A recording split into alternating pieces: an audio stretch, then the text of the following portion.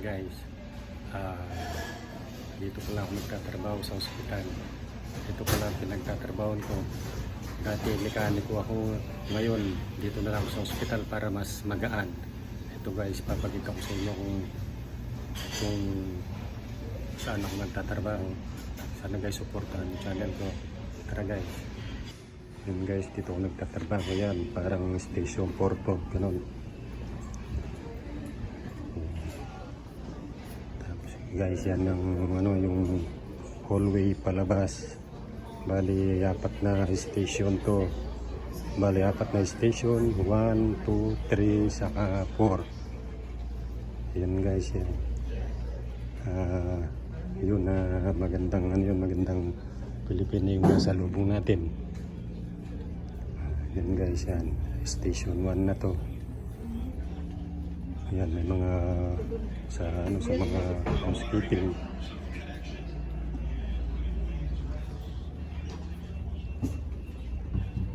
Sabado ngayon guys, kaya walang masyadong mga nurse.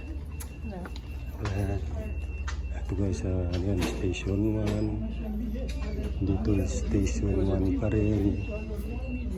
Yan, tapos dito yung ano ng boso, ayan, admin. Yan dito, parang pang mga kwarto dyan. Yan, ito station 1 yan guys. Yan, tapos na yung shift ko, lalabas na ako. Ito ano yan, ito na. Ito.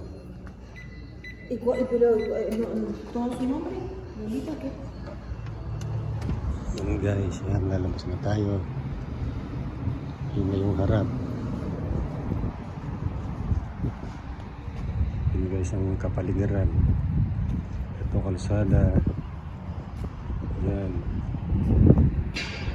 kalsada yan.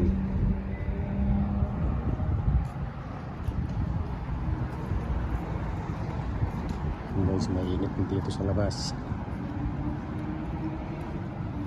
Yun guys, yung harapan ng trabaho. Yan ang harapan ng trabaho.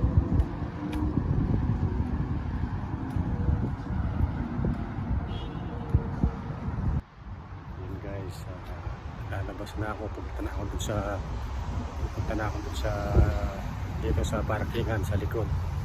Nagpa-parking ako sa may ilalim ng mga kapunuan kasi nagbabaon ako sa ilalim ng kapunuan, doon malilim. Dati pala guys, mekaniko ako, pero nagsimula ako katulong lang ako sa talyer. Yan, tapos hanggang sa matuto, nakapagpunta ako ng Saudi. Yan, mga mahigit kulang-kulang siguro 20 years doon. Tapos ito, napunta na ako, napadpad naman dito sa Amerika. Pero nagtrabaho ko guys sa mekaniko rito, kaya lang mas ginusto ko dito sa ospital. Parang nadadalian ako sa trabaho kasi halos araw-araw ganun lang ang ginagawa eh.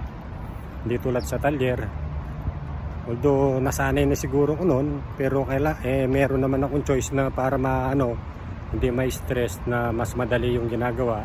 Kaya sa ospital na lang mas madali kasi halos lang yung ginagawa araw-araw, pare-pareho lang. Sana guys, suportahan yung channel ko. Eto, nandito na ako pala sa kotse ko. Samahan nyo ako pa uwi ng bahay kung gaano kalayo yung trabaho sa bahay. Tara guys.